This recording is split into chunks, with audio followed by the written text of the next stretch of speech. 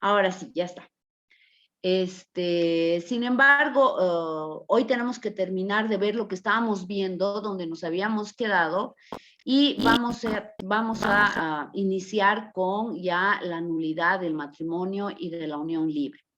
Incluso les he mandado también hoy día al grupo de WhatsApp este casito que lo vamos a trabajar, ¿no? Primero quiero escuchar las respuestas, sus opiniones, qué hay que hacer, qué no hay que hacer. Y luego la tarea que vamos a hacer cada uno es redactar estas demandas. Probablemente podamos hacerlo aquí también en la clase, pero esto va a ser en función de nuestro tiempo, ¿no? Ahora, me aguardan, por favor, un minutito. Voy a compartir pantalla y Doctora, empezamos. Adelante, doctorita. disculpe, doctora, tengo una pequeña duda. Lo que pasa es que ahí dice actividad 1, 10 puntos.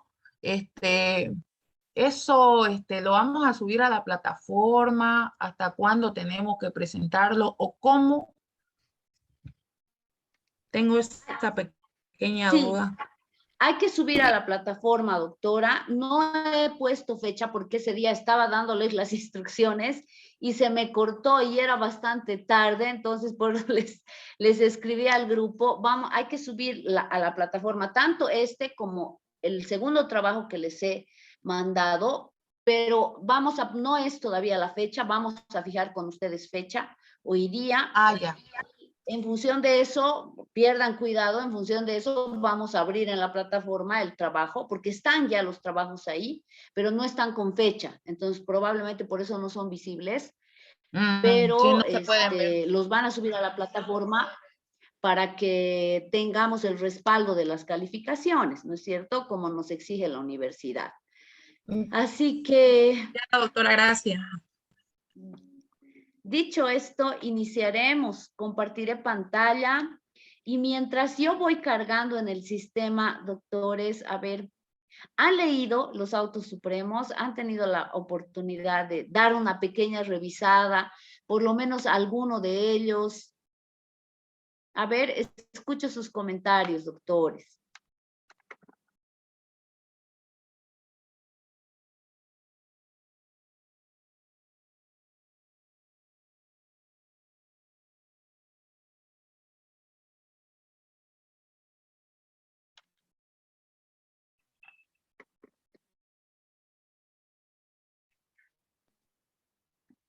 Buenas noches, doctora. Doctora, buenas noches. Adelante. Yo leí algo de los tres documentos que mandó, y el uno, como usted decía, quiénes eran parte del proceso. A lo que entendí, el primero es sobre Emilia y Miguel, digamos, ¿no? Emilia es la que interpone el recurso de casación contra el auto supremo que dictó el tribunal, el de segunda instancia, ¿no? Se habla sobre la buena y mala fe, es lo que pude ver, que no se valoró las pruebas presentadas. Después, en quién determinó la sentencia, determinó la anulabilidad en primera instancia, y el tribunal, el que resuelve el recurso de casación, la tomó como improbada, digamos, o sea, no le dio curso. Esta en la primera, en la del... En la de Miguel. El de 18 de abril, doctora. Ya. A ver, se declara aprobada la demanda en primera instancia. Luego, ¿qué sucede en el auto de vista, en apelación?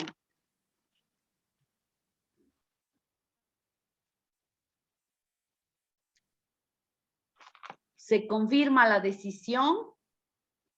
Sí, se confirma, doctora. Se confirma. A lo que me acuerdo que son 3. Creo que se confirma, y cuando ya la señora, digamos, apela a la Emilia, porque es el hijo el que interpuso, ¿no? La demanda. Emilia apela y... Aquí lo tengo anotado. Lo declara infundado el recurso de casación, el Tribunal Supremo de Justicia. Entonces se consolida, ¿no? La anulabilidad, bueno, la nulidad de ese matrimonio, ¿no? Se consolida. porque ya decíamos, en primera instancia se declara aprobada. Sí, doctora. ¿Verdad? Ahora, el siguiente, a ver, el otro, cualquiera de los dos, si alguien ha leído. Buenas noches, doctora. Buenas noches. Es respecto al auto supremo 552/20. ¿Quiénes son las partes? Las partes son la señora Marta Muñoz Claros contra Sixto Anachuri Zubia y la señora Berta Dávalos de Anachuri y otros que eran los padres del fallecido Edmundo Anachuri Dávalos. Esas son las partes del proceso. ¿Qué es lo que se demandó y sobre qué base? La señora Marta Muñoz Claros demanda su reconocimiento de unión libre, ya que dice que desde marzo de 1997 hasta el 30 de septiembre del 2012, que falleció su cónyuge en un accidente de tránsito, ellos llevaron una vida singular, permanente, que demostraron todo lo que unos esposos hacen en la vida social, como también vivieron en distintas casas, en calidad de inquilinos, que tienen herramientas de trabajo, en seres del hogar, muebles e inmuebles. Es lo que demanda y sobre qué base, sobre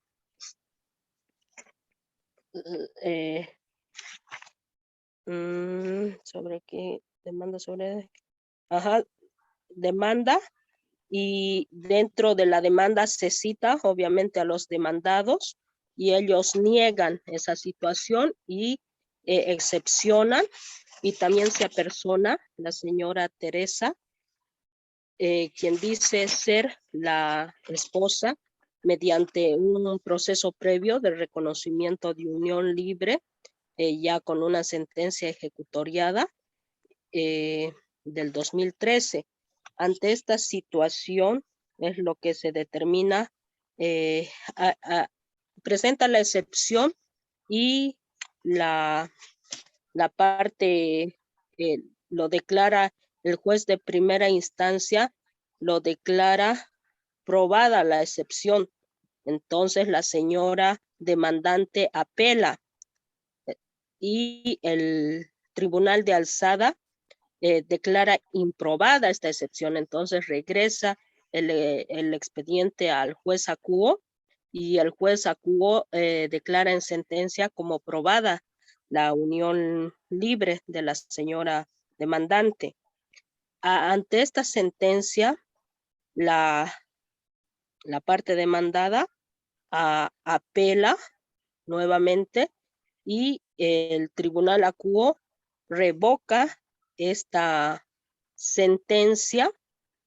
Por tal motivo, entonces, la señora demandante interpone el recurso de casación al auto de vista. Y en base a los agravios de que no fue valorada la prueba, no se dio el principio de buena fe en uno de los cónyuges, no se valoró esa situación.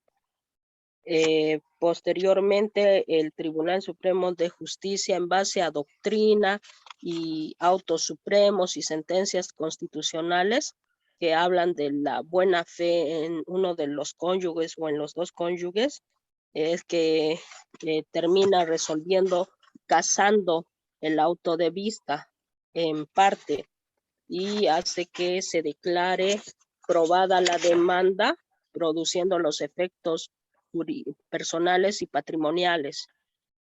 Eso, doctora. Muy bien. Y el tercer caso, pero a ver, creo que ha habido una confusión, doctorita, o estoy mal.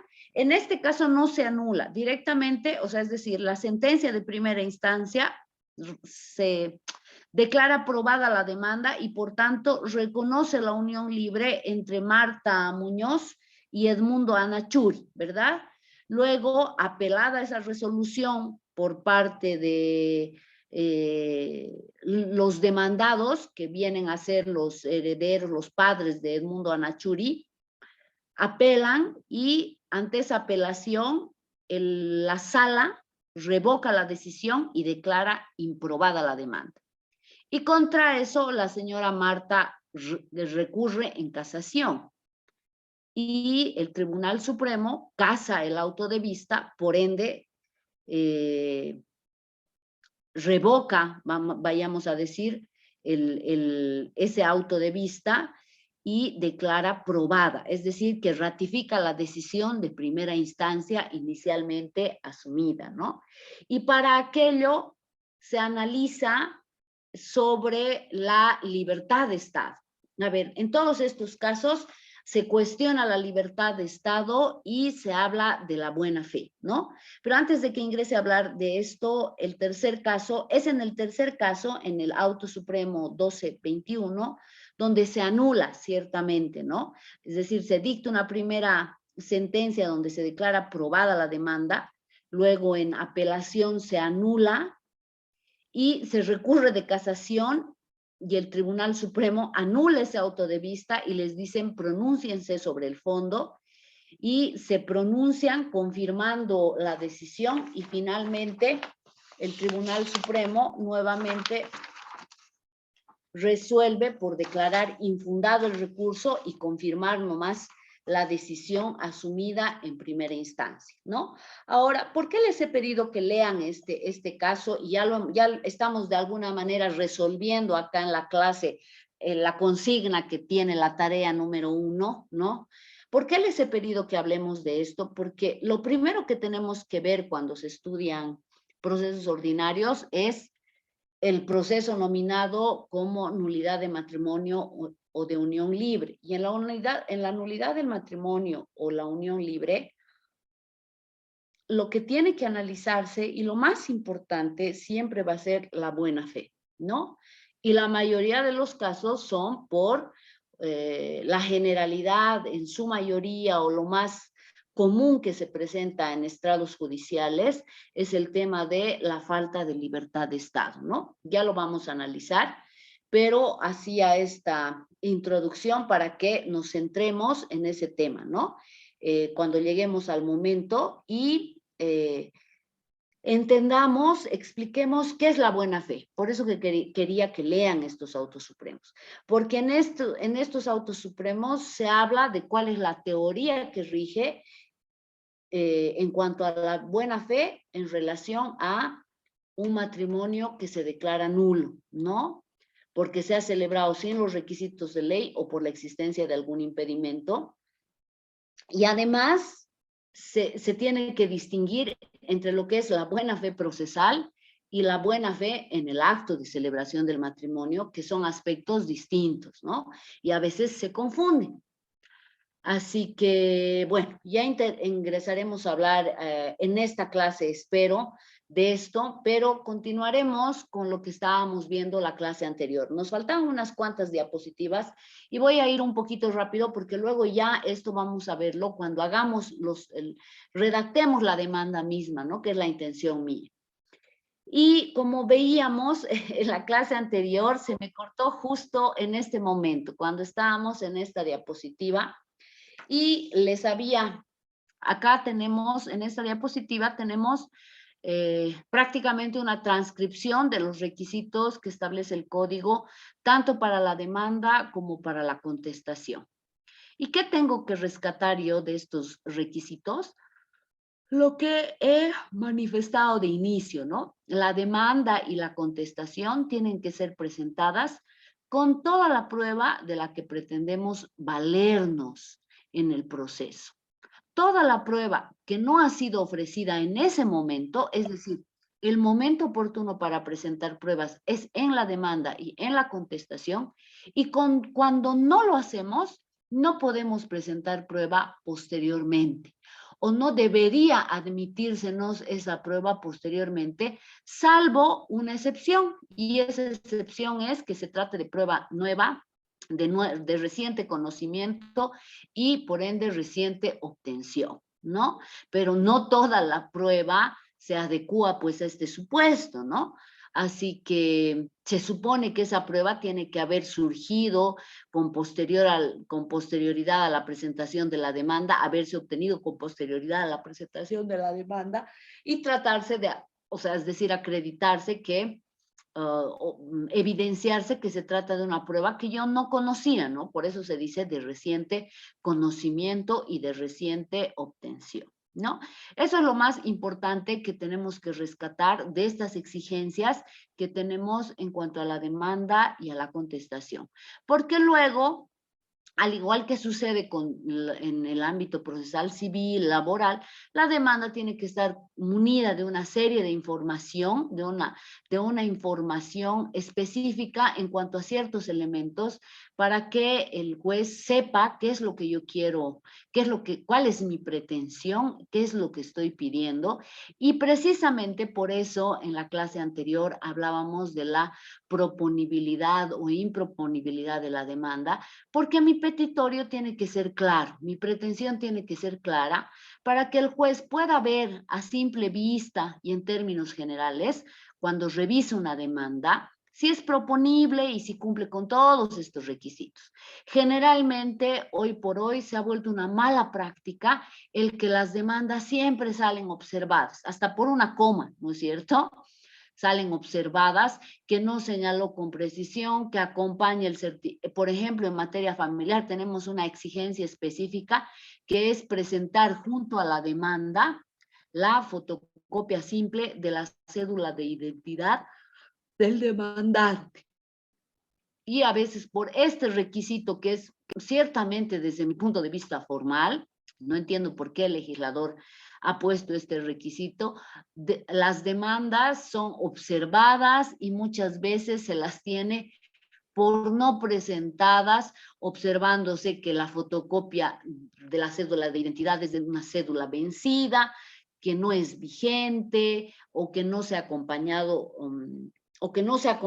y luego el abogado no puede subsanar en el plazo oportuno y finalmente termina en que la demanda sea tenida como no presentada porque no se cumplió con esta formalidad, ¿no? Y entonces les decía, hoy por hoy se ha vuelto una mala práctica procesal el observar las demandas por cualquier aspecto. Entonces, por eso nosotros tenemos que ser cautelosos a tiempo de redactar nuestras demandas. Y, por ejemplo, en materia familiar, en lo que nosotros tenemos que ver en los procesos ordinarios, hay mucha debilidad al exponer el petitorio, al plantear lo que yo estoy pidiendo, lo que yo quiero.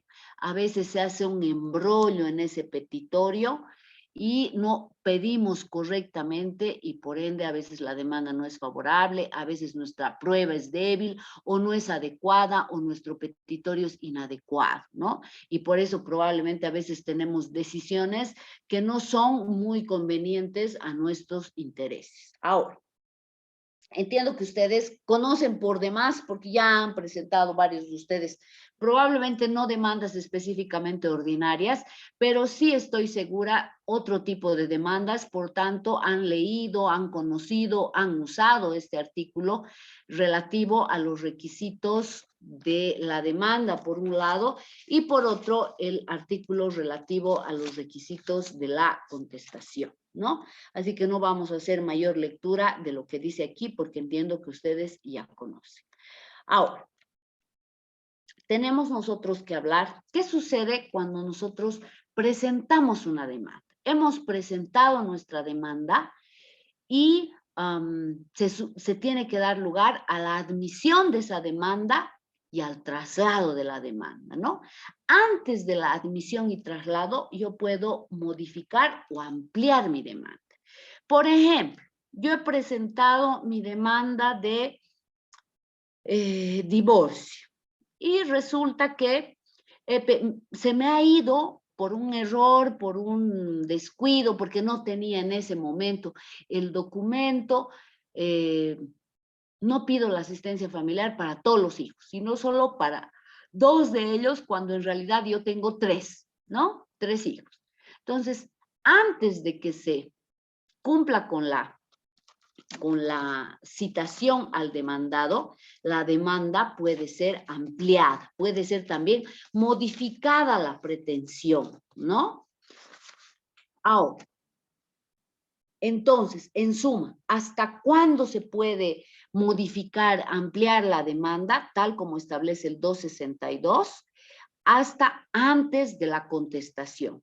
Es decir, puede haberse ya admitido, puede haberse corrido en traslado y haberse cumplido con la diligencia de citación, pero aún no ha contestado, yo puedo plantear mi ampliación o modificación de la demanda.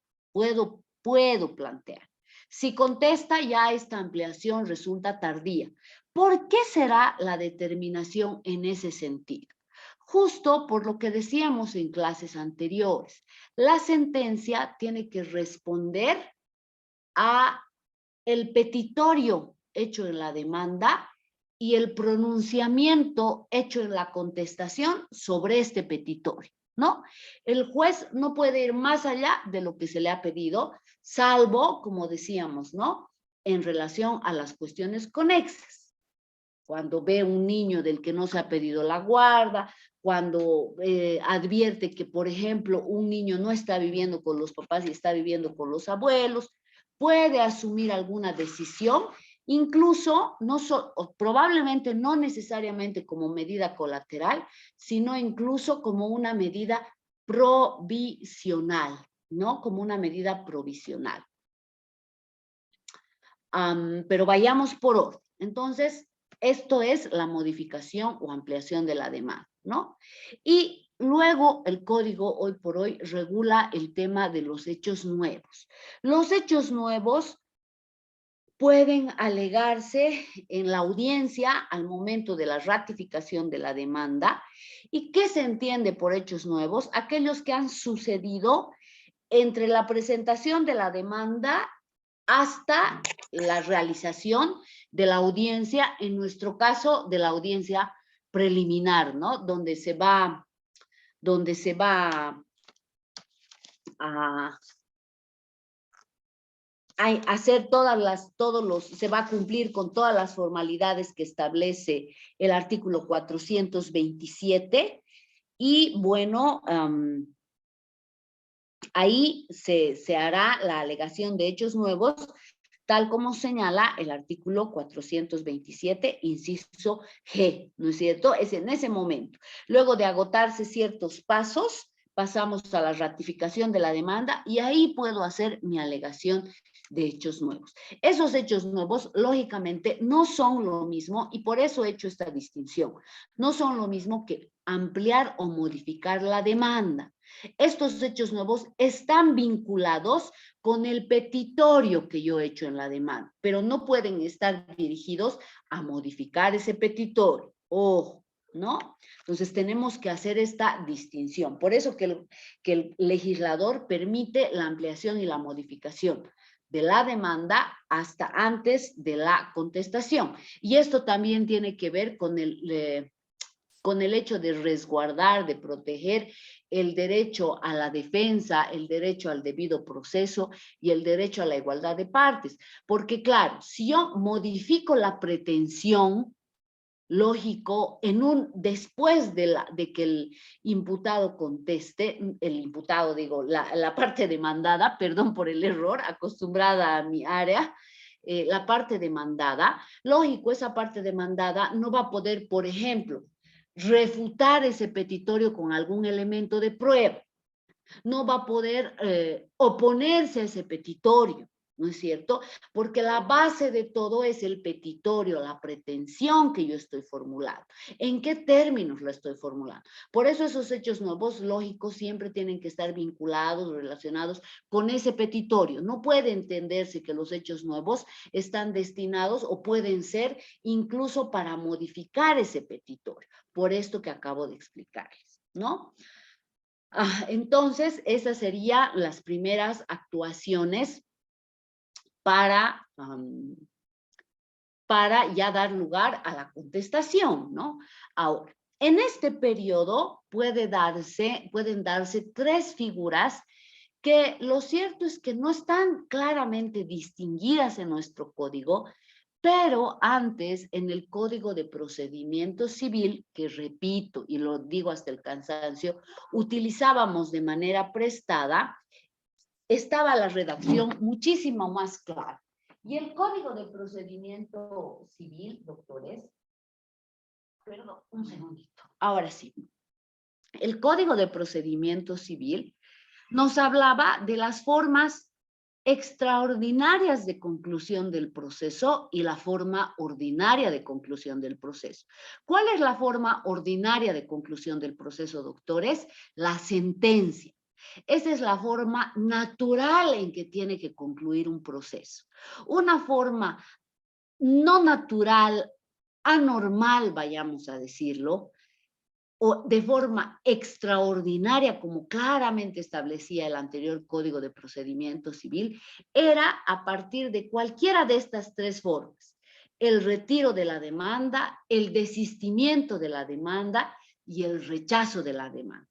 Estas tres son formas extraordinarias de conclusión de un proceso, porque la forma ordinaria es la sentencia por excelencia, ¿no? Un proceso, una demanda, tiene que concluir de forma normal, de forma ordinaria, normal. Lo que se espera es la sentencia. Pero puede concluir no solo con la sentencia, sino puede concluir también de otras maneras, y esas maneras que ha previsto el legislador son el retiro, el desistimiento y el rechazo. Ahora, ¿cuál es la diferencia entre estas tres figuras, doctores? Porque normalmente se confunden.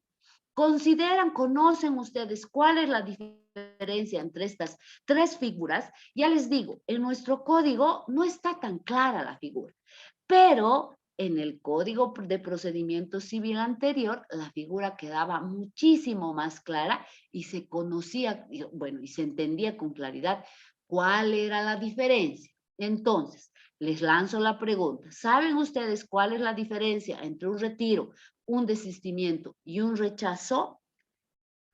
Los escucho.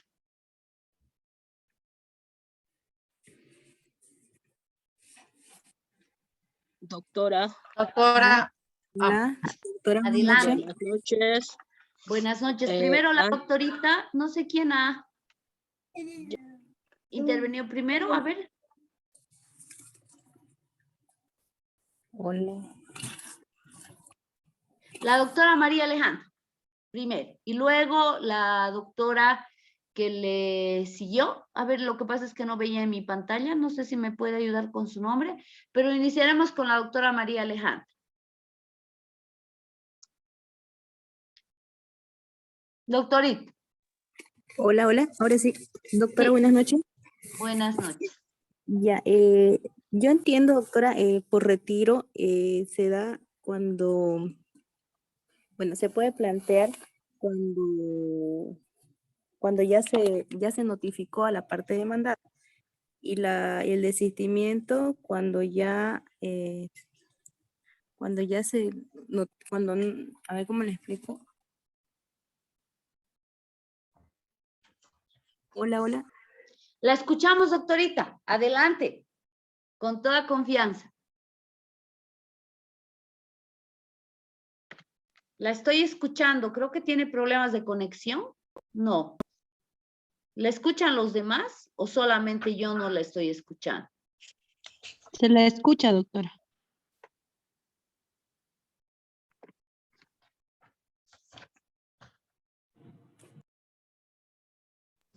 Doctora María Alejandra, por eso he desactivado mi cámara, doctores, porque la verdad es que les escucho con la señal distorsionada. Cuando desactivo mi cámara, creo que ustedes me escuchan mejor y yo también a ustedes.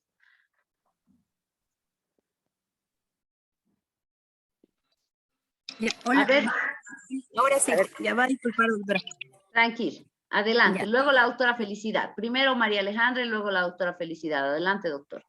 El tema del retiro, doctora, se puede plantear cuando no se ha notificado a la parte demandada, y el tema del desistimiento se plantea cuando ya la parte demandada tiene conocimiento.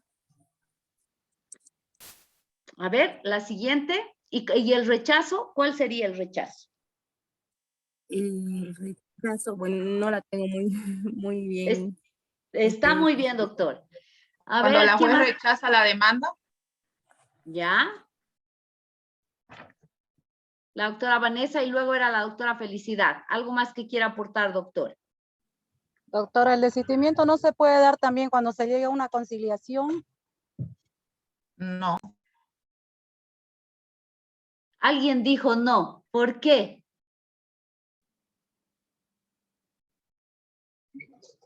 Doctora, Adelante. yo entiendo por retiro de demanda. Bueno, según lo que yo entiendo y lo que veo en mi área, lo que es materia civil, cuando el juez puede ser que haya observado la demanda o no le haya dado curso, ya sea por X motivo, la parte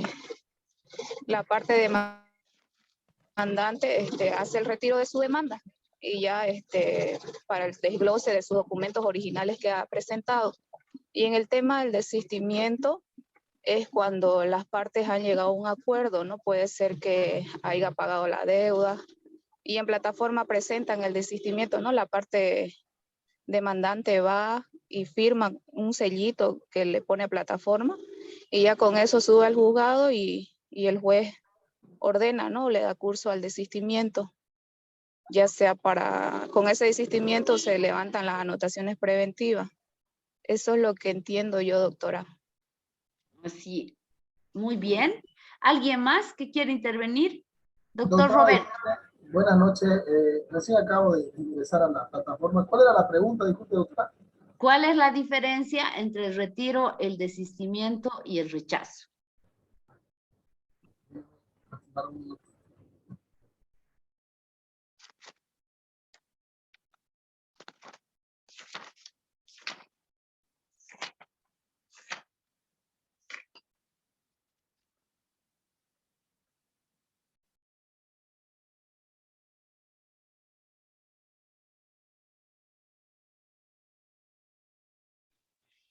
¿Algo que quiera aportar, doctor? Doctora Mabel. Doctora, buenas noches. Entiendo por el tema del retiro, doctora, si bien como ha manifestado la colega, es cuando una de las partes no se encuentra notificada, entonces se puede realizar la solicitud de retiro de la demanda. El tema del rechazo procede cuando no cumple con las formalidades que exige la ley o por tema de jurisdicción o competencia del juez. El tema del desistimiento, cuando la parte que ha presentado la demanda decide continuar con el proceso. Eso sería, doctora. Muy bien. Muy bien, doctor. Sí, doctor Roberto y luego Rubén, por favor. El retiro de la demanda es unilateral, ¿no? Ya que es producido por la voluntad única del demandante, ¿no? Es como decía la compañera, se produce antes de que el demandado sea emplazado para contestar la demanda. Y el rechazo es en forma inmediata cuando la demanda sea manifiestamente improponible, ¿no? Que reclame tal vez un derecho sujeto a caducidad. Muy bien.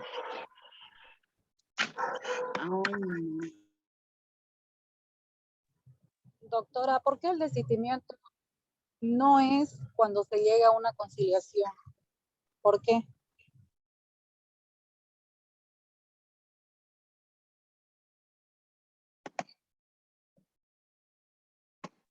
Creo que la doctora se salió de la reunión. Y la que dijo no, ¿me puede explicar?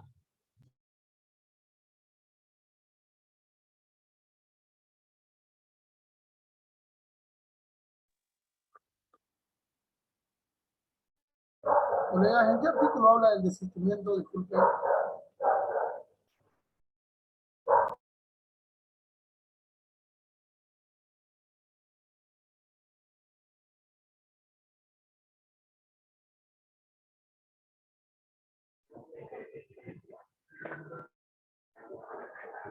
En materia penal sí, doctora, hace mención de que cuando llegan a un acuerdo se puede presentar el tema del crecimiento.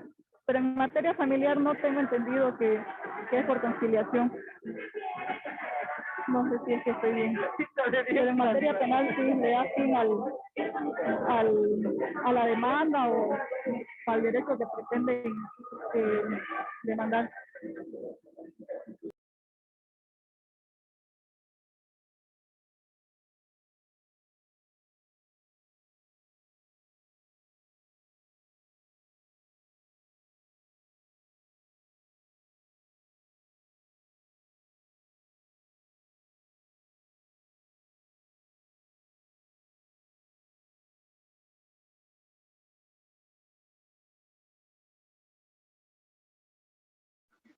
Doctora.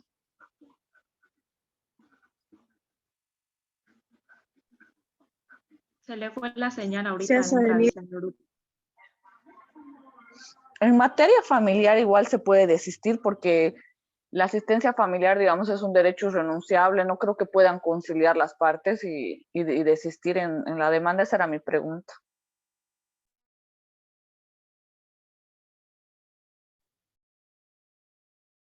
¿Y en divorcio?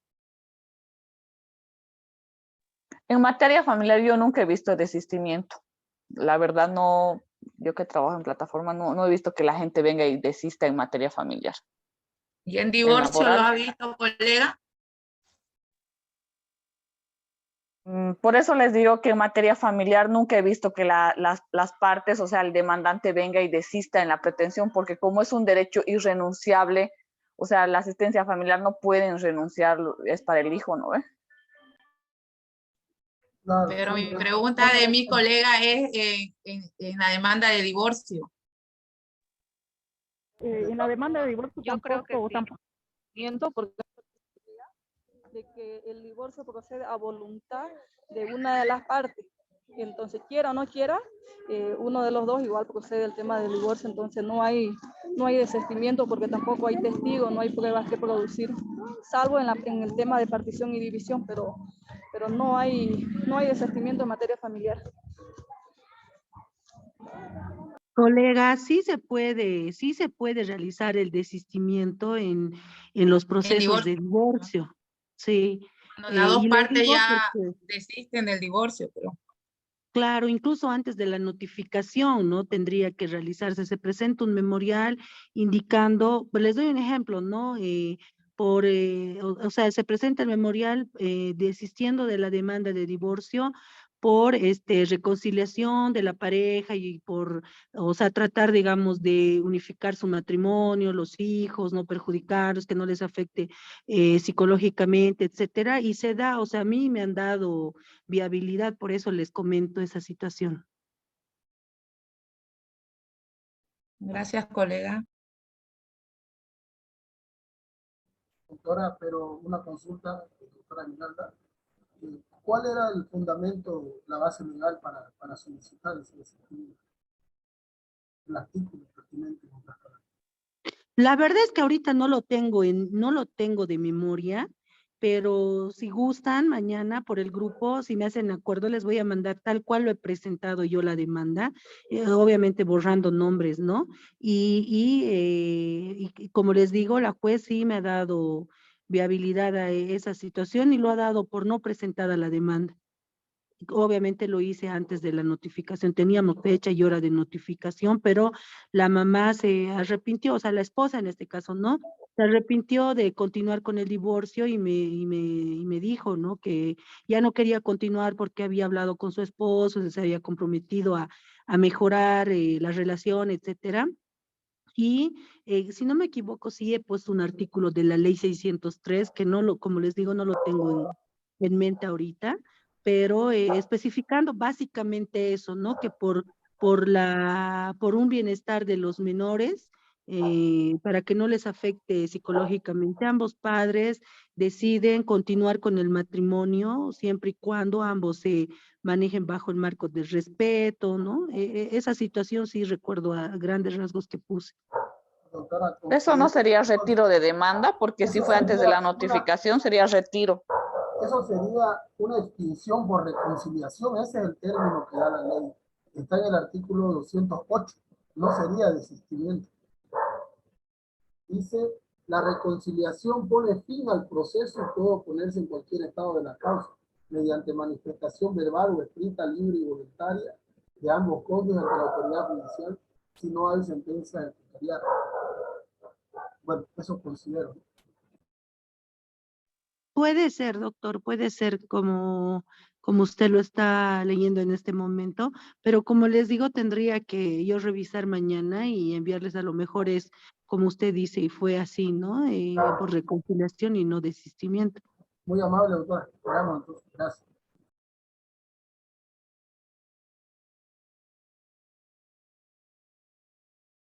Parece que de la doctora otra vez su señal, ¿no?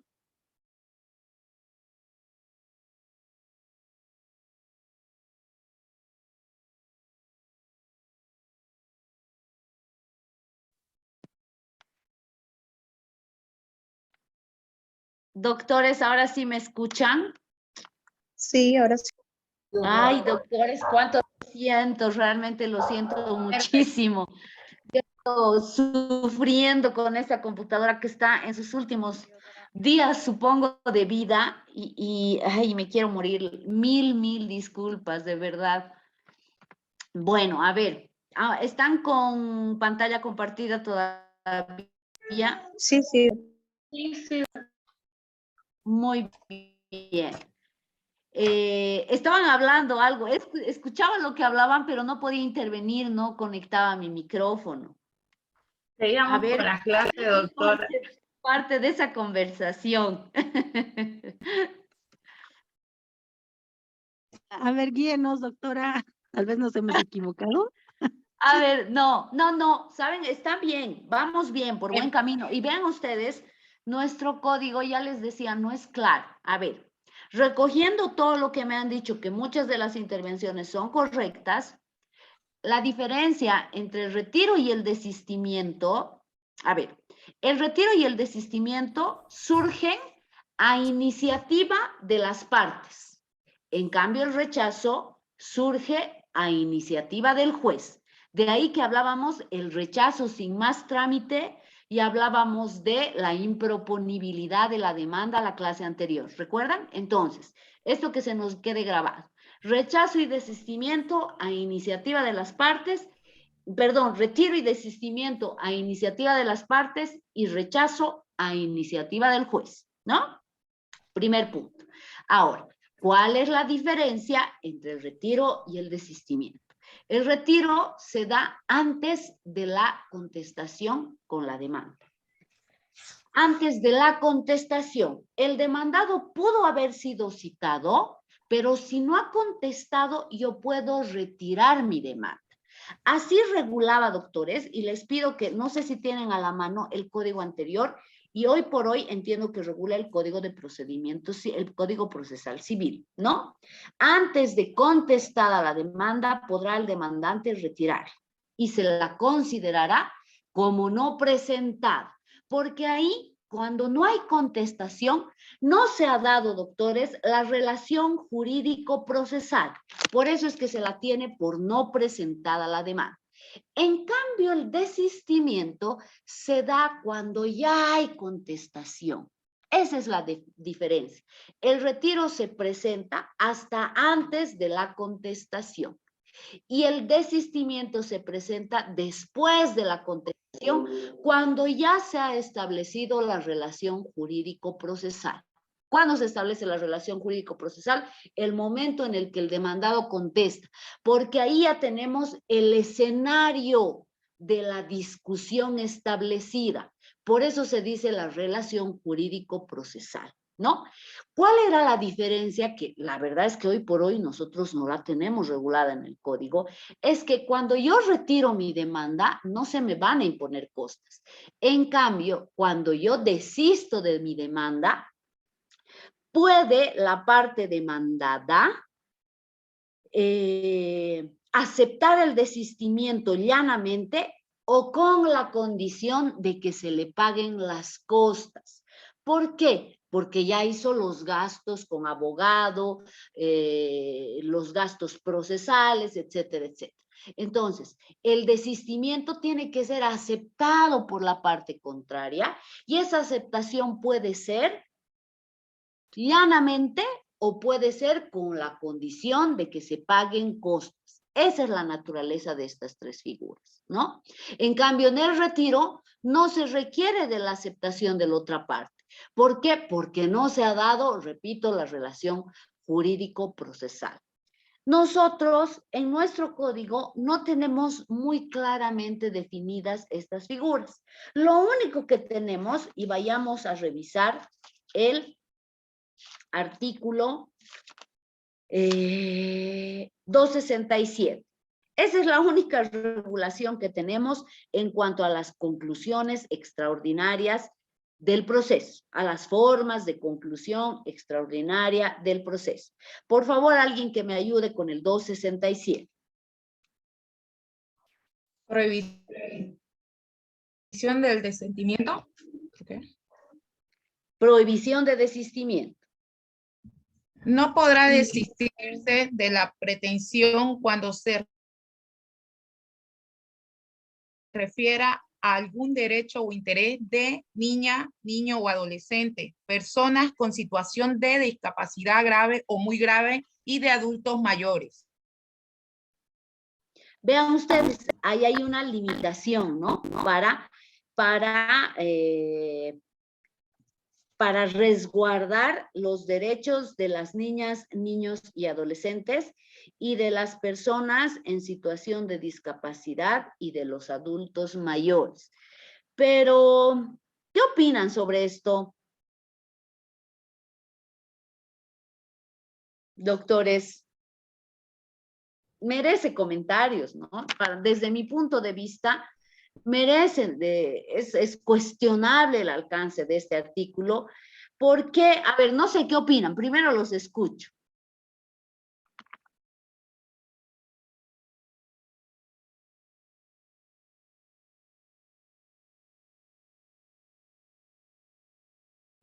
Doctora, tal vez el legislador ha previsto esto con la finalidad, pues, ¿no?, de cautelar los derechos de los menores de edad, de las personas en situación de vulnerabilidad también con una discapacidad. Por eso es que no es posible tal vez el desistimiento del derecho o de la protección jurídica, porque justamente son derechos indisponibles, ¿no?, conforme a las normas del derecho de familia. Pero no necesariamente se va a obrar en contra de los derechos o en contra de su interés, ¿no? Me parece que un poco este artículo es una opinión mía, por supuesto, absolutamente rebatible, ¿no? Controvertible. Por eso les digo, ¿qué opinan? ¿No? Y para eso estamos, para estudiar nuestro código y sacar nuestras propias conclusiones, finalmente, ¿no?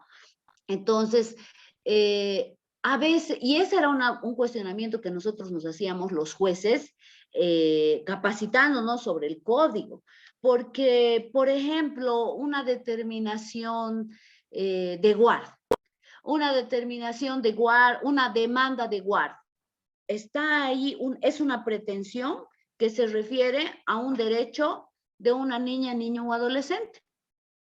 Y resulta que yo puedo haber desistido porque hemos encontrado una vía de solución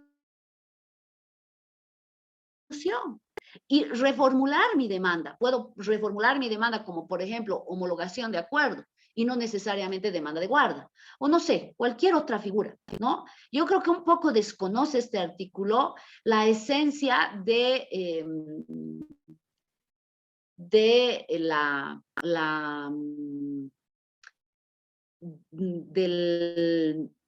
principio de cultura de paz, ¿no? Porque muchas veces se desiste de una pretensión porque se ha dado otra forma de solución. No es porque se va a vulnerar necesariamente el derecho de una niña, niño o adolescente, pero ojo, si nosotros revisamos las limitaciones que hay a la ley del órgano judicial, lo mismo. Hay una limitación en cuanto a la conciliación, por ejemplo, los derechos de las niñas, niños y adolescentes, pero eso tiene que entenderse en su real alcance, ¿no es cierto? Porque cuando esa conciliación le va a beneficiar al niño, se puede aceptar, como sucede, por ejemplo, con una conciliación a la que arriban los padres sobre la asistencia familiar. La asistencia familiar es un derecho del niño y entonces se aceptan las conciliaciones, ¿no es cierto? Se aceptan las conciliaciones sobre este punto. Sin embargo, no tiene, pues les repito, tiene que entenderse en su real alcance. Y lo mismo, entiendo que sucede exactamente lo mismo con esta prohibición, ¿no?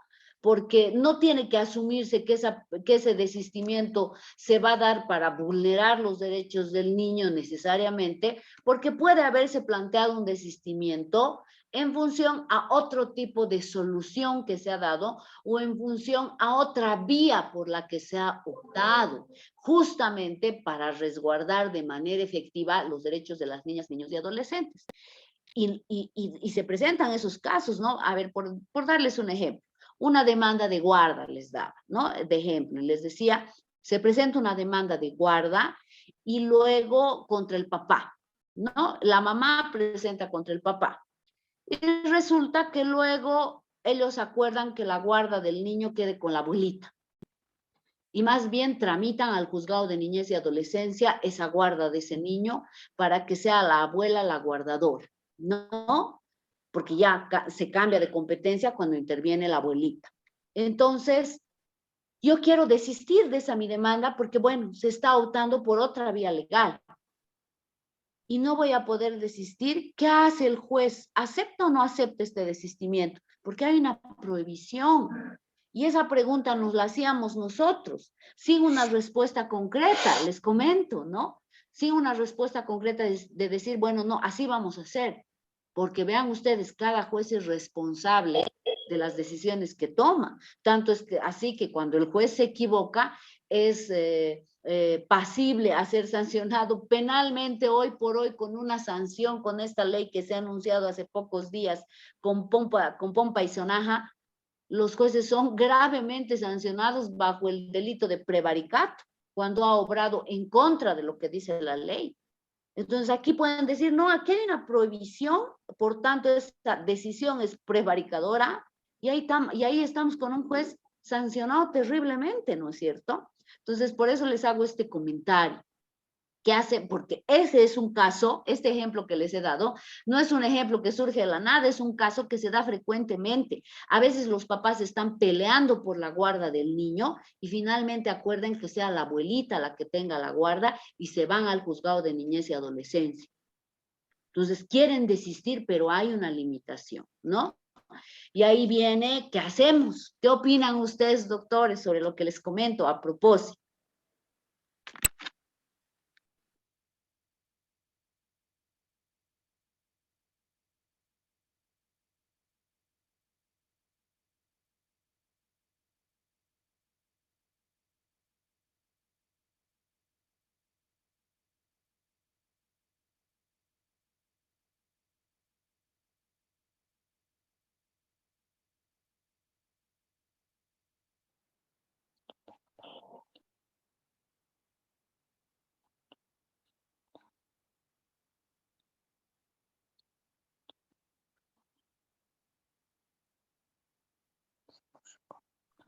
A ver, doctores, ¿qué opinan?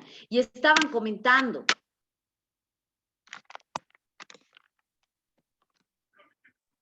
Doctora, Comentaban de un caso.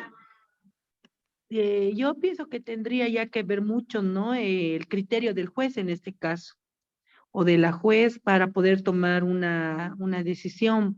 Por ejemplo, en un caso de guarda, o de régimen de visitas, no sé, en el que los padres al pasar de los días buscan una mejor y una mayor solución y para eso tenemos que estar nosotros como abogados también, para guiarlos un poco, ¿no? No buscar el pleito, la pelea, la discusión, la mediación en este caso, a veces bueno, esa situación y más bien tratar de, como usted decía, bajo el marco de cultura de paz, bajo el principio de buena fe, lealtad procesal, tratar, ¿no? De que estas personas o estos padres lleven una vida más saludable, hablando psicológicamente por el bien de sus niños. Entonces, en el momento que estos papás decidan llevar por así decirlo, la fiesta en paz, y quieren cambiar, ya no están peleando la guarda, no, yo a veces la mamá quiere la guarda, a veces el papá no le quiere a la mamá, etcétera.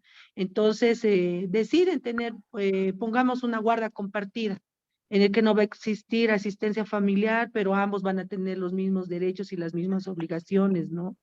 Y tal vez presentando esta solicitud ante el juez se podría decidir, velando siempre el bien superior del niño o de los niños y tomar la determinación de que sí, así sea. No sé, tal vez estoy errada, doctora.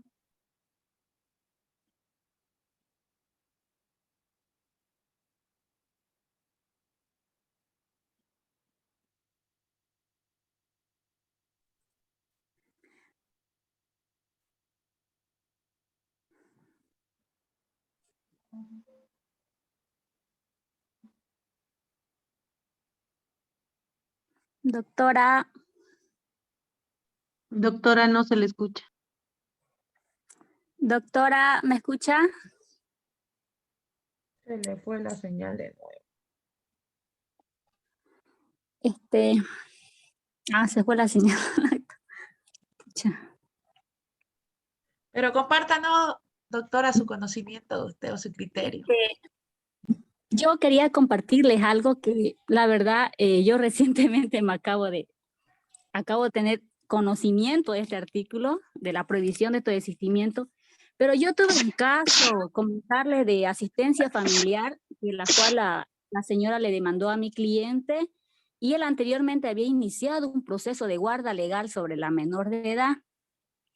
Entonces, en el cual la juez en la audiencia ya de la asistencia familiar, el cual terminó bajo una conciliación porque ambos se pusieron de acuerdo de pasarle la asistencia, ejemplo, 600 bolivianos, digamos, en el cual, como estuvieron de acuerdo, se hizo un acto de conciliación y lo que hizo la juez fue es unir ambos procesos. Eso es lo que nos dijo, ella iba a unir ambos procesos y dejar sin efecto el proceso de guarda legal.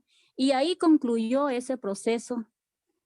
No sé si la juez tendría conocimiento de esta prohibición, pero en el proceso que yo tuve, así terminó. Y nos recomendó que realizar, si desean nuevamente plantear la guardia legal, sea cuando la menor tenga por lo menos 7 años de edad. Fue su recomendación la que nos hizo.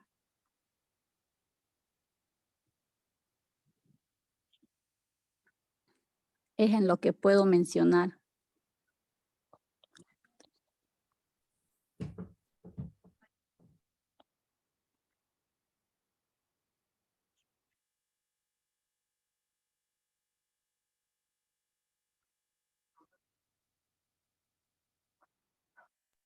Se ha apagado su micrófono, Luciana. La doctora dice que nos escucha claramente. Tal vez su micrófono de la doctorita debe estar apagado. Ya lo conectó, se desconectó otra vez su micrófono. Otra vez se volvió a conectar. Creo que tiene problemas con su micrófono o su señal de internet, porque se conecta y se desconecta su micrófono.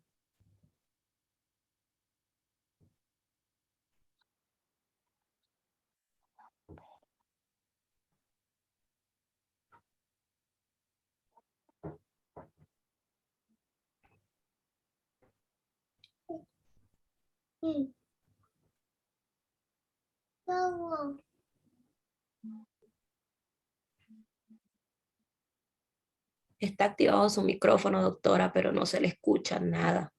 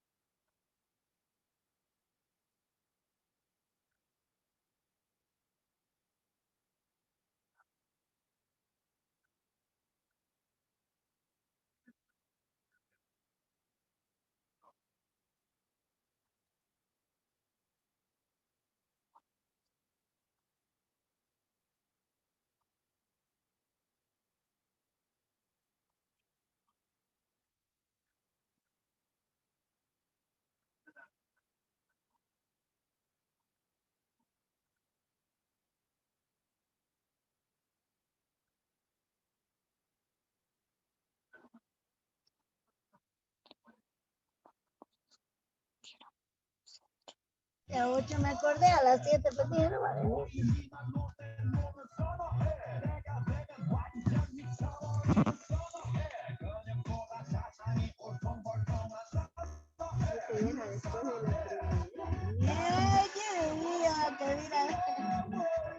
Yo dije, estaba viendo ¿cómo se llama? La cartelera de la verbena. ¿Y cómo fue la verbena? El viernes de la verbena. Ah, de aquí del 16. Mabel, su micrófono. Ah, hagamos el viernes la verbena.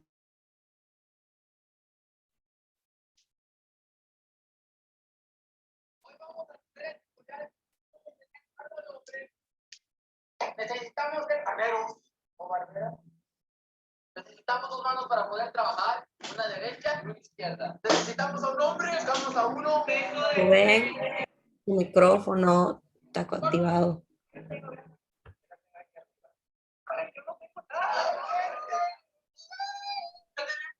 Rubén Marcelino, su micrófono.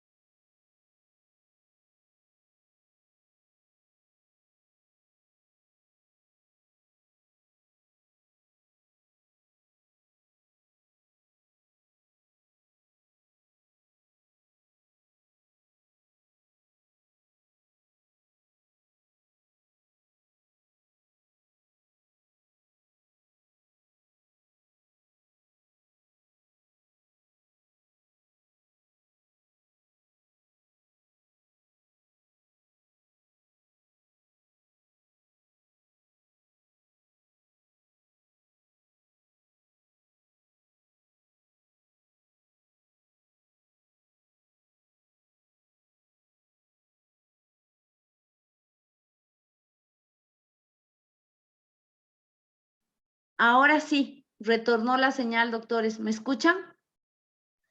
Sí, doctora. Ay, lo siento. Supongo que es por el viento. La verdad que estaba corriendo un viento fuertísimo. Supongo que es por eso. Pero continuaremos, doctores. A ver, les decía, ¿no? Yo tengo esta opinión sobre este artículo y ustedes comentaban, hacían 2 comentarios de 2 casos, antes de que se me vayan estos 2 casos, que los he logrado escuchar, como les decía. Primero, cuando las partes arriban a un acuerdo, se plantea el desistimiento, decían, ¿no es cierto? No necesariamente, doctores, porque en todo caso no tiene que haber desistimiento de la pretensión. El desistimiento de la pretensión es cuando yo ya no quiero pedir lo que estaba pidiendo. Sin embargo, en el acuerdo, en la conciliación, en la transacción, cuya naturaleza en esencia, bueno, si bien tienen diferentes orígenes, hay diferencias entre estas figuras, la esencia es la misma, dan una solución a la controversia, esa es la esencia. No necesariamente yo estoy dejando de pretender lo que pretendía, ¿no? Por eso es que no se habla del desistimiento. Normalmente se confunde esto porque en materia penal, pues sucede así. Esa es la diferencia, doctores, a propósito de lo que decían con materia penal. ¿Por qué? Porque en materia penal, doctores, puede haber una conciliación entre las partes y han resuelto sus controversias, pero a veces nos encontramos ante delitos que son de acción pública. Por ende, más allá de esa solución que han encontrado las partes a su controversia, el Ministerio Público tiene que proseguir con la acción, ¿no es cierto?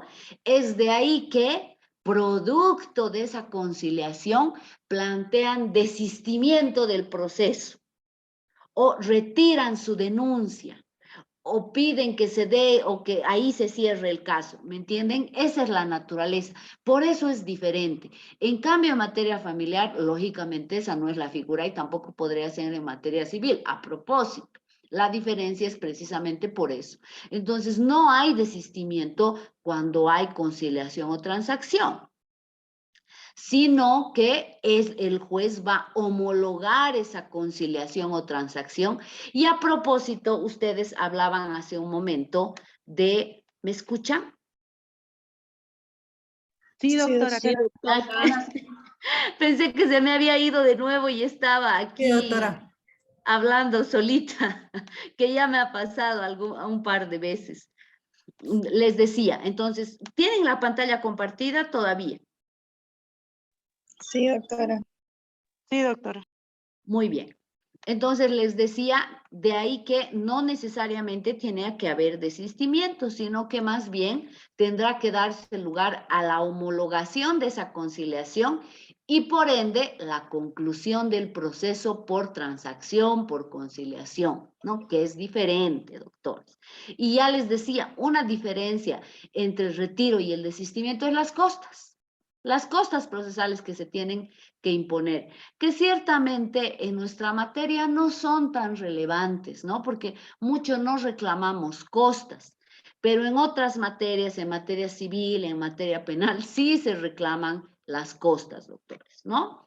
Así que ese comentario, y creo que con todo lo que hemos hablado extensamente por estos problemas de conexión, ha quedado clarísimas estas figuras, ¿no? Ahora, luego, entre las reglas generales, el código regula también lo relativo a las medidas provisionales y a las medidas cautelares. El código en el 271 establece cuáles son las medidas provisionales, ¿no? Y además regulan de cuándo a cuándo se pueden asumir, si estas son impugnables o no, es decir, yo puedo recurrir o no de una decisión, y a la natural, cómo se deben resolver, cómo el juez va a determinar sobre estas medidas. Pero para entender esto que dice la norma, yo voy a ir un poco más adelante y hay que distinguir entre lo que es una medida provisional y una cautelar con lo que es una medida colateral, doctores. Una medida colateral, digo, ¿por qué? Una pretensión colateral. ¿Por qué? Porque vean ustedes, por ejemplo, la asistencia familiar. La asistencia familiar se asume como decisión en un proceso principal, ¿no? Yo planteo mi demanda de asistencia familiar. Ahí hay una medida, una decisión principal que va a asumir el juez. Y para asumir esa decisión sobre la asistencia familiar, para determinar el monto de la asistencia familiar y declarar y que se determine si hay o no hay lugar a la asistencia familiar, va a tener que valorar prueba. Yo voy a tener que aportar prueba de cargo como demandante y como demandado aportar prueba de descargo, ¿no? Ahora, como medida colateral, como medida, como decisión, pretensión colateral, como pretensión colateral, lo mismo, yo demando el divorcio y accesoriamente, colateralmente a esta pretensión principal que es el divorcio, demando la asistencia familiar. Esa fijación de asistencia familiar que tiene que hacer el juez, lo mismo, tiene que responder a valoración de prueba que han aportado las partes, tanto el demandante como el demandado, y producto de esta aportación probatoria que han hecho las partes, el juez tiene que valorar esa prueba y asumir una decisión que tendrá que motivar y fundamentar, es decir, fijo en 500 bolivianos, ¿por qué? Valoro esto, y esto no lo valoro y por eso fijo esa suma, ¿no? En cambio, es distinta la medida provisional, porque la medida provisional, mis queridos doctores, no requiere de la valoración de prueba, ni siquiera requiere de escucharse a la parte contraria, ¿no? No se necesita que el juez corra en traslado de la decisión. Cuando yo le pido al juez asistencia familiar como medida provisional, doctores, voy a provocar que él inmediatamente considere esta mi pretensión y resuelva. Y yo le puedo pedir en cualquier momento. Y el momento en que el juez fije como medida provisional, esa decisión va a ser inapelable. No se va a poder impugnar, plantear ningún tipo de recurso. Lo que se tiene que plantear es la modificación por la modificación de las circunstancias, pero no se puede apelar. En cambio, cuando se trata de una medida principal o una medida colateral, estamos ante otra figura, ¿no es cierto? Donde se ha requerido escuchar a la parte contraria, se ha requerido considerar, valorar la prueba de la parte contraria y de la parte demandante. Esa decisión que tome el juez puede ser apelada. Entonces, nosotros tenemos que entender y conocer esta diferencia que existe entre una medida provisional y una medida colateral. En esencia, la decisión que se asuma sobre la asistencia familiar, sobre el régimen de visitas, sobre la guarda, nunca va a ser definitiva, sino siempre va a ser susceptible de ser modificable en el tiempo. Por eso se dice, en esencia, tienen una naturaleza provisional, porque no son definitivas las decisiones que se asumen sobre esto, sino que pueden modificarse con el tiempo en función de las circunstancias también, ¿no?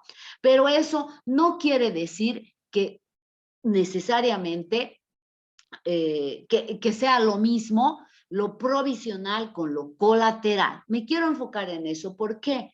Porque normalmente nosotros planteamos y decimos, cuando hacemos nuestras demandas, decimos, solicito se fije como medida provisional la asistencia familiar. Entonces, si yo pido así, el alcance de ese mi petitorio va a ser conforme a estas reglas del 271 y siguientes. Y esa decisión va a ser en este ámbito. Distinto es que yo plantee como una pretensión accesoria a la petición y que como consecuencia de eso el juez en sentencia declare, por ejemplo, probada una demanda de divorcio y como medida colateral a esta, declare también probada en parte la pretensión de asistencia familiar y fije una asistencia familiar de, si yo he pedido 1.500, de 1.000 bolivianos para los hijos. ¿Me dejo entender? Entonces eso tenemos que distinguir. Esa es la diferencia, porque muchas veces se confunden estos términos que no son lo mismo. Repito, asistencia familiar, visitas, guardas, son en esencia decisiones que se modifican, pero no son siempre provisionales. Pueden tener otra naturaleza, ¿no? Y sumado a esto, tenemos hoy por hoy las medidas de protección, doctores. A estas se suman las medidas de protección que se han regulado inicialmente en la Ley 348, y que luego se han ampliado en la Ley 1173 del ámbito penal. Ahí, tanto en la Ley 348 como en la Ley 1173, el legislador ha introducido la figura de las medidas de protección, haciendo un amplio catálogo de cuáles son las medidas de protección, tanto para proteger a mujeres en situación de violencia, cuanto para proteger a los niños que también resultan afectados por una situación de violencia intrafamiliar o una agresión contra ellos mismos como víctimas por la comisión de cualquier otro delito, ¿no? Ahora, esas medidas puede asumir el juez de familia. También puede asumir esas medidas de protección, porque así autoriza la Ley 348, doctores. Y vamos a encontrar que entre las medidas de protección también aparecen la asistencia familiar, aparece el régimen de visitas, aparece la guarda, aparece la inventariación de bienes, aparecen varias de estas. Pero vean ustedes, allí se llaman medidas de protección, acá se llaman medidas provisionales, ¿no? Y hoy por hoy tenemos nosotros que se ha introducido como de forma novedosa las medidas cautelares, y antes solo teníamos medidas cautelares reales Porque claro, repito nuevamente, usábamos de manera prestada el procesal civil, el procedimiento civil, y el procedimiento civil lógico que resuelve pretensiones patrimoniales solo se refería a estas medidas cautelares personales. Pero hoy por hoy se ha ampliado esta regulación y se regula también lo que son las medidas cautelares personales, y tenemos medidas cautelares personales que responden a la esencia de las controversias que surgen en el ámbito familiar, ¿no?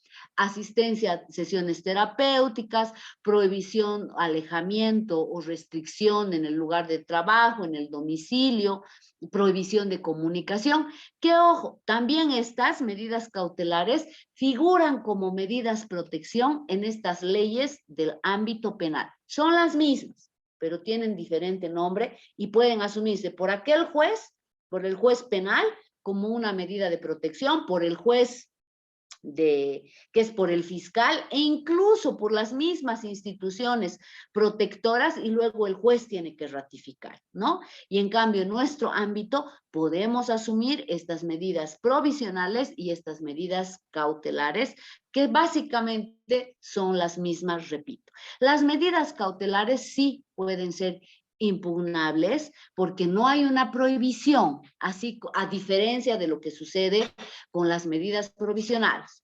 En las medidas provisionales hay una prohibición expresa, doctores. Vayámonos, por favor, a buscar dónde está esa prohibición. Las medidas están reguladas en el 272. ¿Qué dice? El parágrafo primero, por favor, alguien que fuera tan gentil de dar lectura.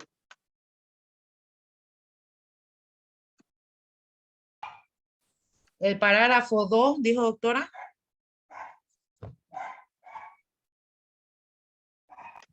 Doctora. El párrafo 1. ¿El 1? ¿Me escucha? ¿Doctores? Doctora, ¿me escucha? Hola. Hola. Se le cortó su audio de nuevo. Otra vez su internet está mal.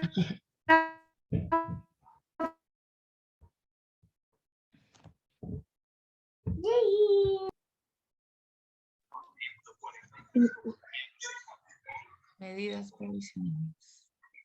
Es el artículo 272, el párrafo primero, creo. Lo leeré, pues, por lo menos. Sí. Decisiones sobre medidas provisionales. Por favor, Parágrafo yo 1. no...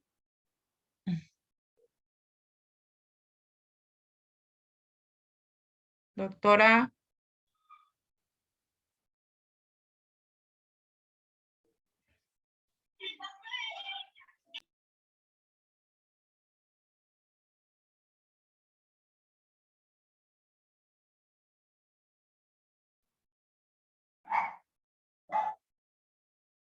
Creo que se volvió a salir la doctora, ¿no?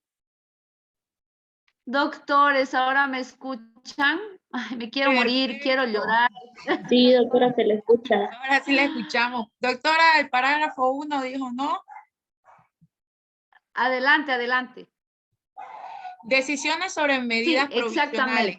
Parágrafo 1. La decisión sobre una medida no será susceptible de impugnación y su ejecución no estará condicionada a la entrega de algún tipo de caución. Quien considere que la medida no esté cumpliendo su finalidad podrá solicitar su modificación.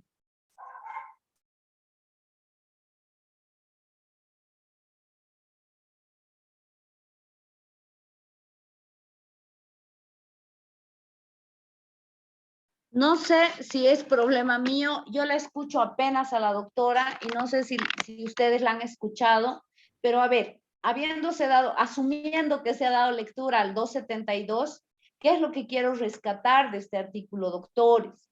El 272 en su parágrafo primero dice la decisión sobre una medida provisional, entiéndase obviamente, no será susceptible de impugnación. Eso es lo que quiero rescatar. ¿Por qué, doctores? Porque el Tribunal Constitucional interpretando el artículo 180 de la Constitución que reconoce el principio de impugnación y haciendo además una interpretación de instrumentos internacionales, ha establecido que, lógico, el principio de impugnación está garantizado respecto a todas las resoluciones que se asuman en un proceso judicial o administrativo. Pero este principio derecho, porque es principio de nuestra Constitución y en instrumentos internacionales se ha reconocido como un derecho, como parte del derecho a la defensa, en juicio, por eso digo principio derecho, pero este principio, como principio derecho, valga la redundancia, como todo principio y como todo derecho, no es absoluto, sino que tiene sus limitaciones. Y esas limitaciones, mis estimados doctores, están dadas en la ley. Por ende, cuando una ley declara expresamente que no es impugnable una decisión, solo así se puede entender que es inimpugnable. En cambio, cuando la ley no establece ninguna prohibición, tiene que asumirse que esa decisión es susceptible de impugnación vía el recurso pertinente, ¿no? Entonces, por eso digo, de ahí la conclusión, de ahí la afirmación que hago, en sentido de que ¿tienen pantalla compartida, doctores, aún?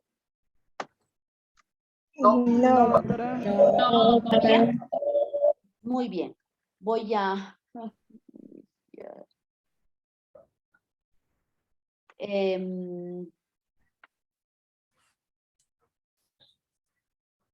de ahí les decía que las medidas provisionales sí no son susceptibles, perdón, de impugnación.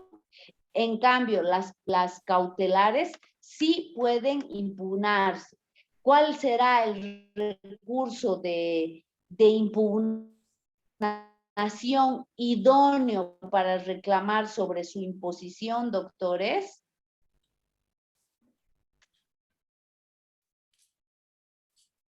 ¿Cuál sería el recurso idóneo? ¿Será el recurso de apelación o el recurso de reposición?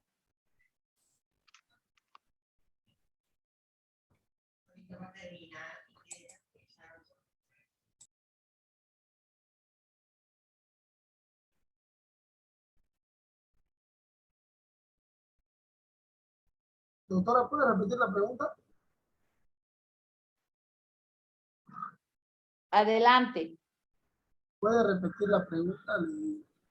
Les decía, entonces de ahí es que hago la afirmación de que la medida provisional no es impugnable, en cambio la medida colateral sí es impugnable.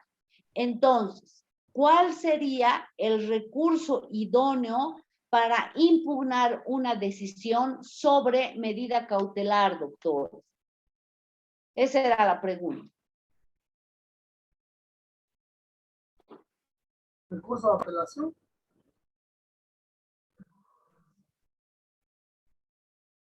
Realmente no, doctor. El recurso de reposición.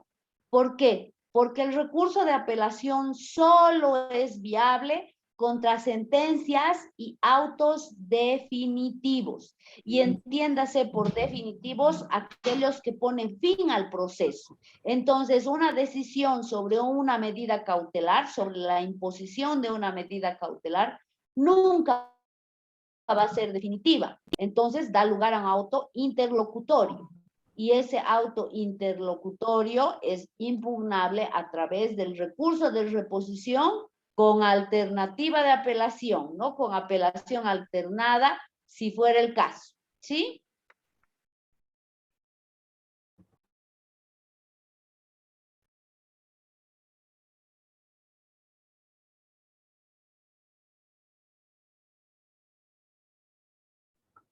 Doctora.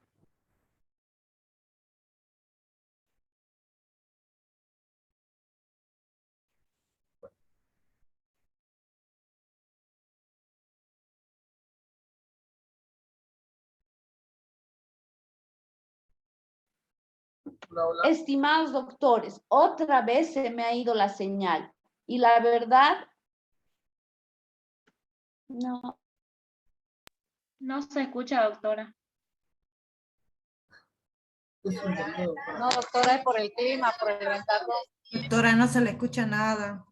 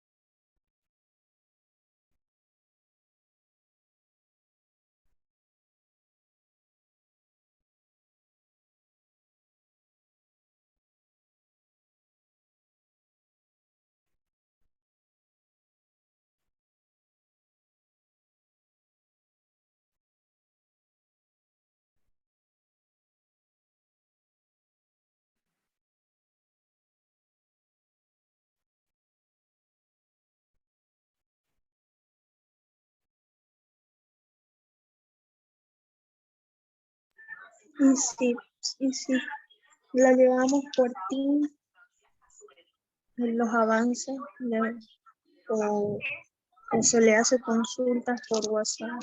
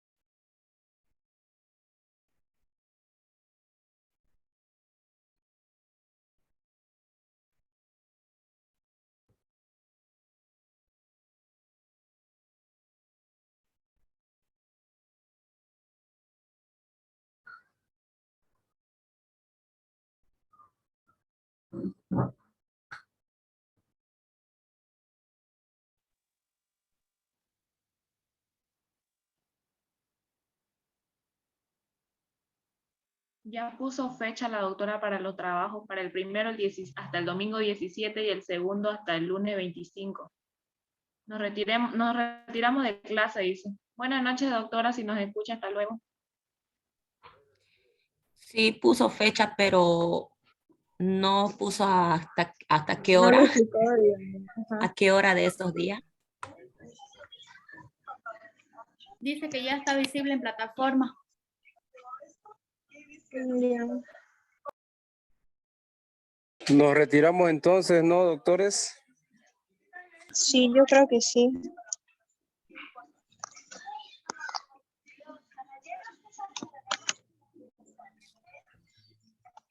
Doctora, si nos escucha, a ver si nos puede explicar si tenemos alguna duda en cuanto a los trabajos. Gracias. Hasta luego. Hasta luego, hasta luego. Buenas noches, compañeros. Hasta luego. Buenas noches. Doctora, las diapositivas, si puede pasarlos al grupo, por favor. Así presionamos en el grupo para que lo puedan enviar ahorita, así todos tenemos el material. Buenas noches, doctora.